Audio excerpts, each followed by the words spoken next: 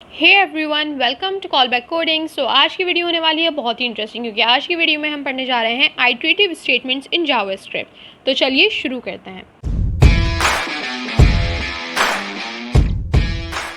तो before starting and before jumping to code, सबसे पहले ये बात कर लेते हैं कि आइटरेटिव स्टेटमेंट्स होती क्या हैं, इसके पीछे कॉन्सेप्ट क्या है।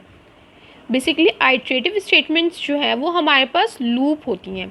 अब लूप क्या होता है, जैसे हमारे पास इंग्लिश का वर्ड यूज़ होता है लूप, कोई भी चीज़ लूप में चले जाना, किसी चीज़ का बार बार रिपीट होना, वही काम यहाँ पे भी हो रहा होता है। हमने अपनी लास्ट वीडियो में बात की थी कंडीशनल स्टेटमेंट्स की।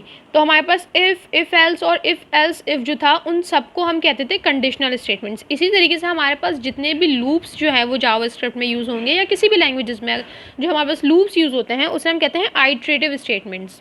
ओके, अब हम इसका पर्पस तो समझ में आ गया कि ये यूज़ क्यों होता है। जब भी हमारे पास जो है वो रिपीटेशन आती है तो हम लूप्स को यूज़ करते हैं। जावास्क्रिप्ट में हमारे पास 3 टाइप्स ऑफ लूप्स होते हैं। सबसे पहले हमारे पास होता है फॉर लूप, फिर हमारे पास आता है व्हाइल लूप, और थर्ड है हमारे पास डू व्हाइल लूप। आज की वीडियो में हम डिस्कस करेंगे सिर्फ फॉर लूप को। तो एक काम ही करते हैं, सबसे पहले इसकी एक बहुत बेसिक सी एग्जांपल ले लेते हैं और उस एग्जांपल से ही इसका सिंटैक्स भी समझते हैं। लेट्स से कि मुझे कंसोल करना है welcome to call back coding. एक काम मैं ये करती हूँ कि मैं यहाँ पे साथ साथ कंसोल भी इसको कर लेती हूँ। मैंने यहाँ पे लिखा welcome to call back coding. अपना ब्राउज़र खोल लेते हैं और यहाँ पे हम इसको रेंडर भी कर लेते हैं। मेरे पास यहाँ पे लिखा हुआ आ गया welcome to call back coding.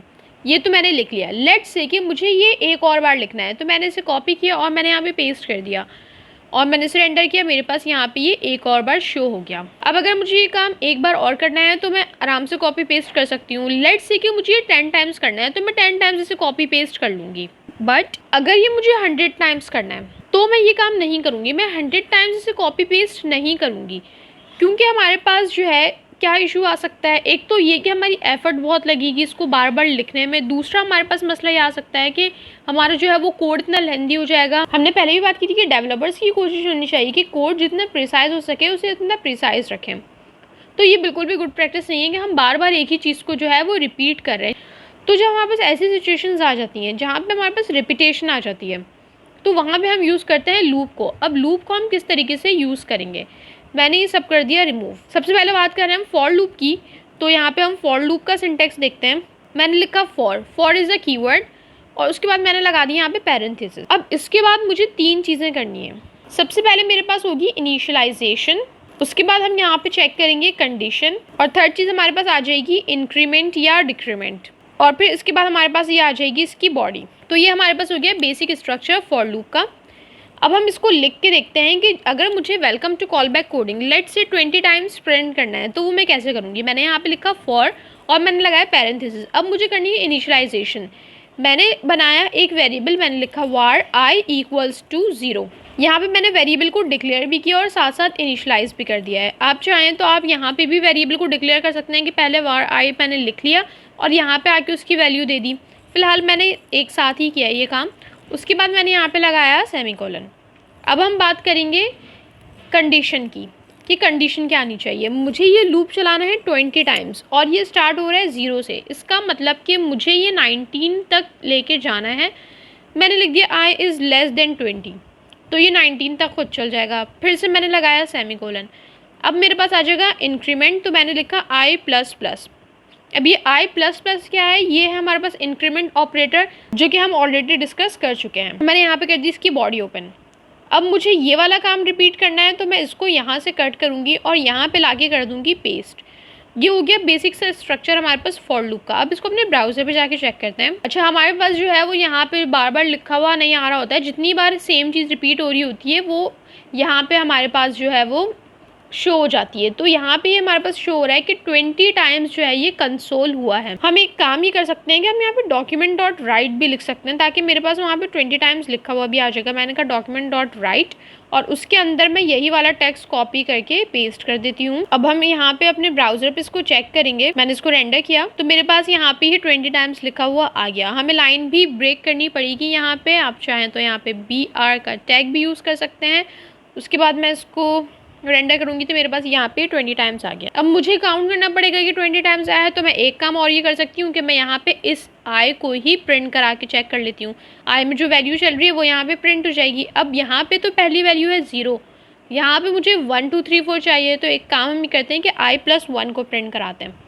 तो यहाँ पे मैंने लिखा i+1 और मैंने लिख दिया यहाँ पे कॉमा। अब हम इसको चेक करेंगे तो यू कैन सी कि मेरे पास ये 20 टाइम्स प्रिंट हो गया। फॉर लूप जो है वो सबसे ज़्यादा यूज़ होने वाला लूप है। बाकी लूप्स की भी अपनी अपनी खासियत है। जब हम वाइल लूप को डिस्कस करेंगे तो हम साथ साथ ये भी डिस्कस करेंगे कि वाइल लूप की ज़रूरत क्यों पड़ी, या फॉर लूप वाइल लूप का काम कर सकता है या नहीं कर सकता। हम दोनों का कंपैरिजन भी उस वक्त देखेंगे। तो ये वाली कन्फ्यूजन क्लियर हो जाएगी कि कौन सा लूप यूज़ करना चाहिए, कौन सा नहीं करना चाहिए, या कब कौन सा यूज़ करना चाहिए। फिलहाल जो है वो हमारा मेन फोकस होना चाहिए फॉर लूप। तो ये तो हमने एक बेसिक सी एग्जांपल देख ली। एक काम और ये करके देख लेते हैं। वैसे मैंने ये डिसाइड किया है कि जब हमारे पास जावास्क्रिप्ट का ये कोर्स कंप्लीट हो जाएगा, जब हम इसके सारे मेन कॉन्सेप्ट्स को समझ लेंगे, तो उसके बाद जो मैं वीडियोस अपलोड करूँगी उसमें हम छोटे छोटे टास्क परफॉर्म करके देखेंगे। लेट्स से अगर मैं लूप्स की ही एग्जांपल लूँ तो इसमें लूप में हमारे पास काफ़ी सारे काम हो सकते हैं। मैं एक टेबल प्रिंट कर सकती हूँ, मेरे पास 2 3 4 का टेबल है, वो मैं लूप के थ्रू प्रिंट कर सकती हूँ। इसके बाद मैं पावर का फंक्शन इससे बना सकती हूँ कि किसी भी नंबर की पावर कैलकुलेट करनी है। इसके अलावा हम फैक्टोरियल वाला काम इससे परफॉर्म कर सकते हैं। तो काफ़ी सारी एग्जांपल्स इसकी हो सकती हैं। तो ये छोटी छोटी जो चीज़ें हैं ये हम डिस्कस करेंगे इन दी एंड।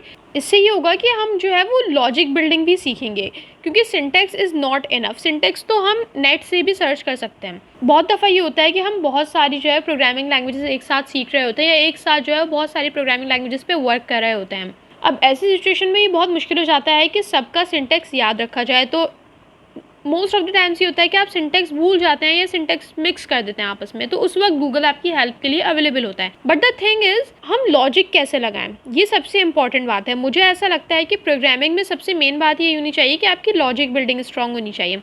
सिंटेक्स तो आप कहीं से भी देख के कॉपी पेस्ट कर सकते हैं। एक काम ये करते हैं कि यहाँ पे एक एग्जाम्पल हम ले लेते हैं टेबल की। हम 2 का टेबल प्रिंट करके देखते हैं और ये भी देखते हैं कि इसके पीछे लॉजिक क्या है, कि 2 के टेबल में हम लूप को किस तरीके से यूज़ करें। तो सबसे पहले अगर हम बात करें तो हम यूजुअली टेबल लिखते कैसे हैं। अगर मुझे पेपर पे लिखना हो टेबल तो मैं कुछ इस तरीके से लिखूँगी 2 × 1 = 2, राइट।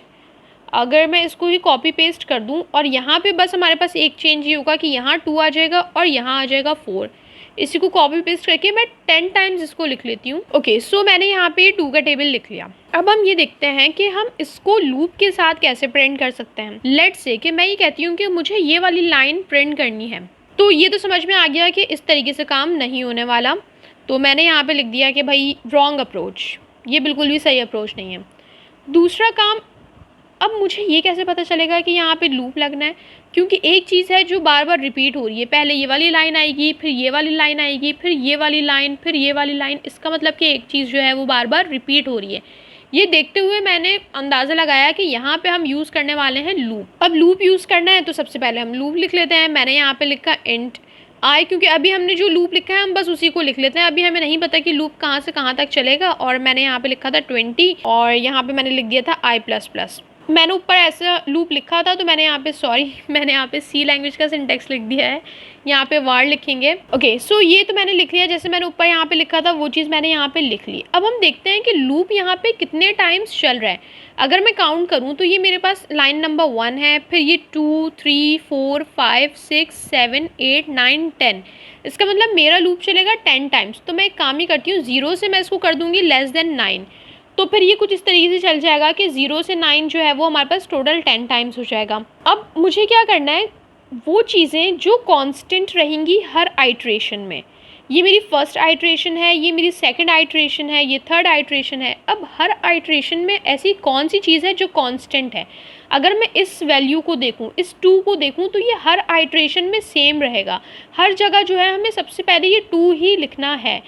तो मैंने कहा कि भाई सबसे पहले मैं कंसोल यहाँ पे कर लेती हूँ, console.log, और मैंने कहा 2 लिखना है। उसके बाद आगे मूव करते हैं। ये x जो मैंने यूज़ किया है मल्टीप्लाई के साइन के लिए, ये भी कांस्टेंट है। तो मैं एक काम ये करती हूँ कि यहाँ पे मैंने कॉन्कैटिनेशन परफॉर्म करी और यहाँ मैंने कर दिया स्पेस के साथ x। अब हम बात करते हैं इस नंबर की। तो ये मेरे पास अभी 1 है, नीचे ये 2 हो गया, फिर ये 3 हुआ, फिर ये 4 हुआ। अब यहाँ पे मुझे एक पैटर्न नज़र आ रहा है कि नंबर इंक्रीज़ हो रहा है। पहले 1 था, फिर 2 हुआ, फिर 3, फिर 4, फिर 5 6 7 8, इसी तरीके से ये आगे चलता गया। अब जो नंबर मेरे पास चेंज हो रहा है उसके लिए मुझे हेल्प लेनी होगी अपने लूप के वेरिएबल से। ये रहा मेरा लूप का वेरिएबल, दैट इज़ आई। अब इससे हेल्प लेंगे तो अगर मैं यहाँ पे लिख दूँ आई, तो ये क्या प्रिंट करेगा, इसको मैं जल्दी से रेंडर करती हूँ। तो ये मेरे पास कुछ इस तरीके से प्रिंट कर रहा है। यहाँ पे मैं स्पेस दे देती हूँ ताकि थोड़ा प्रॉपर नज़र आए। नाउ यू कैन सी कि मेरे पास ये कुछ इस तरीके से प्रिंट हो रहा है। आई की वैल्यू थी, ये मेरे पास 0 से लेके <9 तक जा रही थी, तो वही वैल्यू इसने हर अलग अलग लाइन्स में प्रिंट कर दिया आके।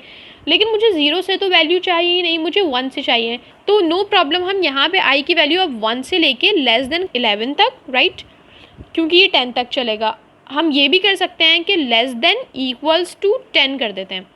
इसका मतलब ये होगा, ओ यहाँ पे हम स्पेस नहीं देंगे, इसका मतलब ये होगा कि जब तक आई की वैल्यू छोटी है या इक्वल है 10 के, तब तक ये लूप चलेगा। अभी हम इसको एक और बार समझेंगे भी कि हर आइट्रेशन में काम क्या परफॉर्म हो रहा है। अब मैं इसको अपने ब्राउज़र पे चेक करूँगी तो अब मेरे पास ये नंबर बिल्कुल प्रॉपर शो होने लगे, 1 2 3 4 5 6 7 8 9 10। यहाँ तक का जो है काम हमारे पास वो कंप्लीट हो गया। अब हम बात करते हैं इक्वल्स टू की, तो ये मेरे पास जो है वो कांस्टेंट आ गया फिर से, तो मैंने यहाँ पे एज ए स्ट्रिंग इसको यूज़ किया। वन मोर थिंग कि हम इस 2 को भी स्ट्रिंग बना सकते हैं, लेकिन फ़िलहाल मैंने इसको ऐसे ही लिखा है तो ऐसे ही लिखे रहने देते हैं। यहाँ पे मेरे पास इक्वल्स टू आ गया, इसको एक और बार चेक कर लेते हैं, तो ये मेरे पास कुछ इस तरीके से शो हो गया।